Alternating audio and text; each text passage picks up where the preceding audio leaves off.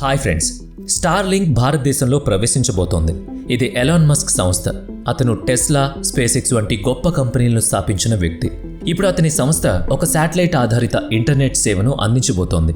మనం ఇప్పటివరకు ఇంటర్నెట్ను సిగ్నల్స్ టవర్ ద్వారా పొందుతున్నాం, కానీ ఇది భూమికి తక్కువ ఎత్తులో తిరుగుతున్న శాటిలైట్ల ద్వారా ఇంటర్నెట్ను అందిస్తుంది.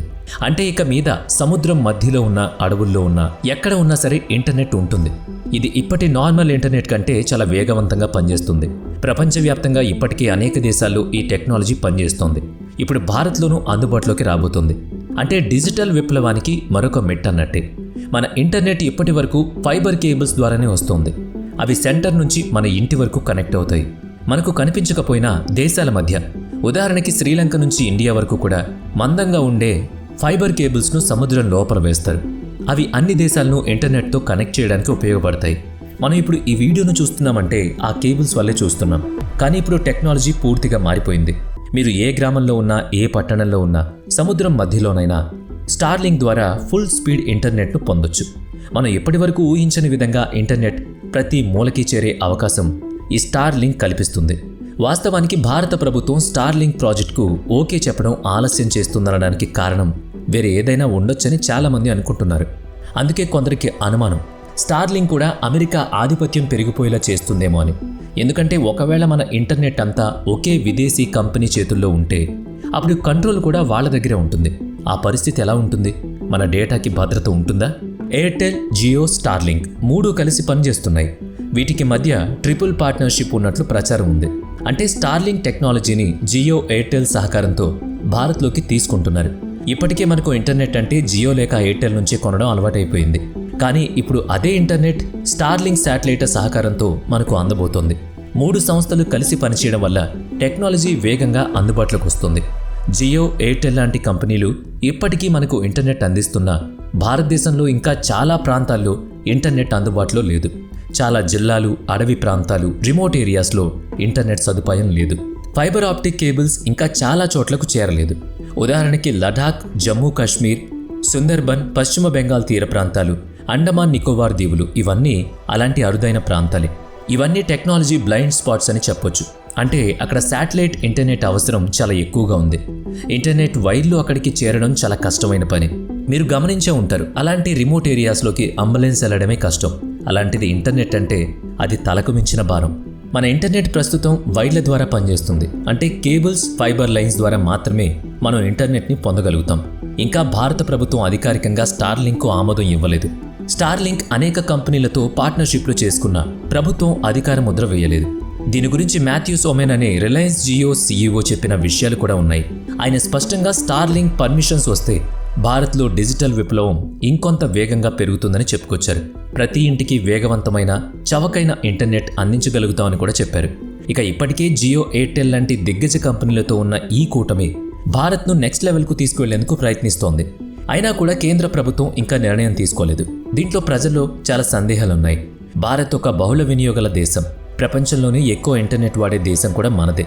అందుకే స్టార్లింక్ వంటి సంస్థలకు ఇది ఒక భారీ మార్కెట్గా అవతరించింది. 2022లో స్టార్లింక్ తమ సేవలను కమర్షియల్గా ప్రారంభించేందుకు సిద్ధమైంది. లైసెన్స్ కోసం అప్లై కూడా చేసింది. కానీ భారత ప్రభుత్వం ఇంకా ఆమోదం తెలపలేదు. ఆపై 2023లో ప్రభుత్వం కొన్ని కఠినమైన నియమాలు, డేటా భద్రతా విధానాలను స్పష్టంగా పేర్కొంది.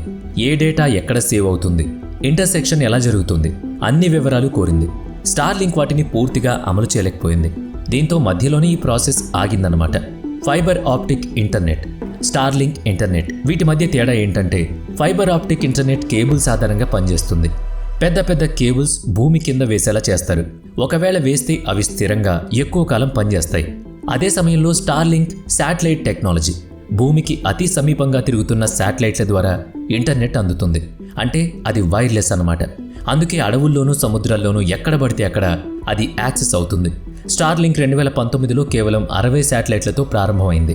కానీ ఇప్పటి వరకు వేల కొద్ది చిన్న శాటిలైట్లు లాంచ్ చేయబడ్డాయి. ఇవి 200 కిలోల బరువుతో ఉండే శాటిలైట్స్. వీటిలో బోర్డ్స్, బేసిక్ కంపోజిషన్స్ ఉంటాయి. ఇవన్నీ కలిపి ఫైబర్ ఆప్టిక్ సిస్టంతో పోలిస్తే చాలా తక్కువ స్థాయి వ్యవస్థలు.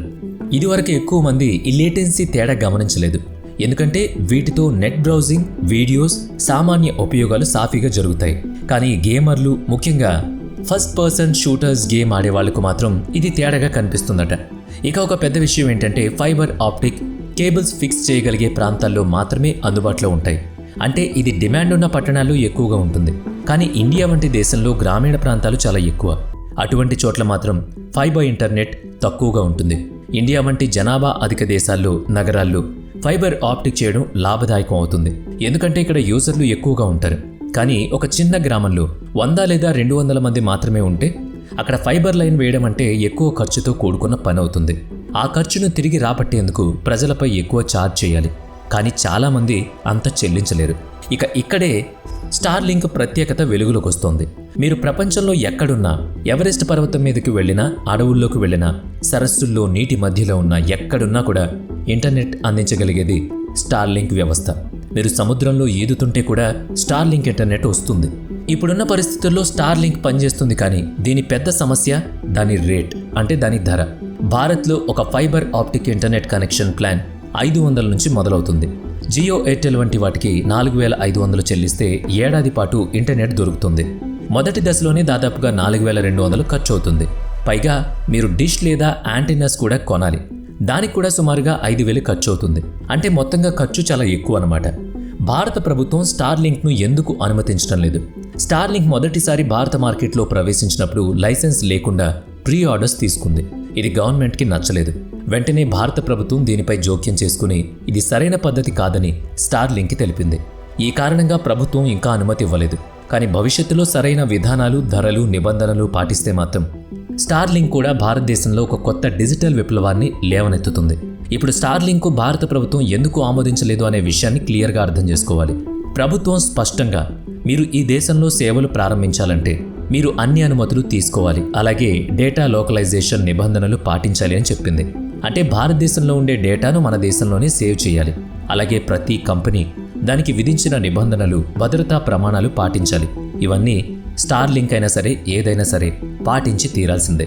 అందుకే ఇండియన్ ఏజెన్సీలు డేటా మానిటరింగ్ పూర్తిగా మన దేశంలోనే ఉంచుతూ ఉంటాయి. తప్పనిసరిగా లైసెన్స్లు, కంప్లైంట్స్, డేటా ప్రొటెక్షన్ అన్నీ పాటిస్తే తప్ప స్టార్లింక్కు బహుశా మన దేశం అనుమతి ఇవ్వదు. ప్రస్తుతం స్టాండర్డ్స్ డేటా నేరుగా శాటిలైట్ ద్వారా విదేశాలకు వెళ్తోంది.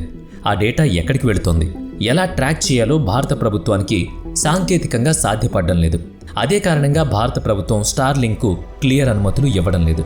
ఇక ఇతర ఇంటర్నెట్ ప్రొవైడర్స్లో ఫైబర్, జియో, ఎయిర్టెల్ వంటి కంపెనీల దగ్గర ప్రభుత్వం మానిటరింగ్, ఆపడం, డేటా స్టోరేజ్ అన్నీ చేయగలుగుతుంది. కానీ స్టార్లింక్ విషయంలో అది సాధ్యం కావడం లేదు. మినిస్ట్రీ ఆఫ్ హోమ్ అఫైర్స్ కూడా స్పష్టంగా ప్రస్తుతం స్టార్లింక్ డివైజ్లు ఎలా పనిచేస్తున్నాయో, డేటా మానిటరింగ్ చేయడానికి అవసరమైన సిస్టమ్స్ మన దేశంలో లేదు అని తెలిపింది. అది భద్రత పరంగా పెద్ద ప్రమాదంగా మారచ్చు. అందుకు ఈ కారణంగా కూడా స్టార్లింక్కు ఇప్పటి వరకు మన దేశంలో అనుమతులు దొరకలేదు. జియో మరియు ఎయిర్టెల్ రెండు భారత టెలికాం రంగంలో ఉన్న పెద్ద దిగ్గజాలు. వీరి వద్ద ఇప్పటికే భారత ప్రభుత్వం డేటా స్టోరేజ్, మానిటరింగ్, సెక్యూరిటీ విషయాలపై విశ్వాసం ఉంది. అందువల్ల స్టార్లింక్ జియో, ఎయిర్టెల్తో కలిసి పనిచేస్తోంది అంటే ప్రభుత్వానికి అనుమతులు ఇవ్వడం మరింత సులభంగా మారే అవకాశం ఉంది. ప్రస్తుతం సముద్రాల కింద వైర్ల ద్వారా పనిచేస్తున్న ఫైబర్ ఆప్టిక్ వ్యవస్థ టెక్నాలజీ పరంగా పాతది. ఒకసారి కేబుల్ వేసిన తర్వాత దాన్ని మార్చడం చాలా కష్టం. అంతేకాకుండా అప్డేట్ ఇవ్వడంలో కూడా ఇది నెమ్మదిగా ఉంటుంది. అలాగే టెక్నాలజీ మారాలంటే సముద్రాల మధ్య నుంచి మళ్ళీ వైర్లు వేయాల్సి వస్తుంది. ఇది భారీ ఖర్చుతో కూడుకున్నది. ఇక స్టార్లింక్ విషయానికి వస్తే ఇది ఆకాశంలో తిరిగే శాటిలైట్ల ద్వారా పనిచేస్తుంది. కాబట్టి కొత్త శాటిలైట్ పంపితే చాలు, కొత్త టెక్నాలజీ వస్తుంది, స్పీడ్ పెరుగుతుంది. ఇక 10 Gbps నుంచి 5 Gbps వరకు స్పీడ్లు వచ్చేలా ఈ ఇంటర్నెట్ సేవలు అందుబాటులోకి వస్తాయి. స్టార్లింక్ కొత్త టెక్నాలజీతో శాటిలైట్ ఇంటర్నెట్ ప్రపంచాన్ని మారుస్తోంది. ఈ టెక్నాలజీకి భవిష్యత్తులో మరింత వేగంగా అభివృద్ధి చెందే అవకాశం ఉంది. ఇది ఇప్పటి వరకు వచ్చిన ఇంటర్నెట్ విధానాల కంటే మరింత విస్తృతంగా ఉంటుంది. ఫైబర్ కంటే కొత్తది కావడంతో దీని దిశగా చాలా దేశాలు అడుగులేస్తున్నాయి.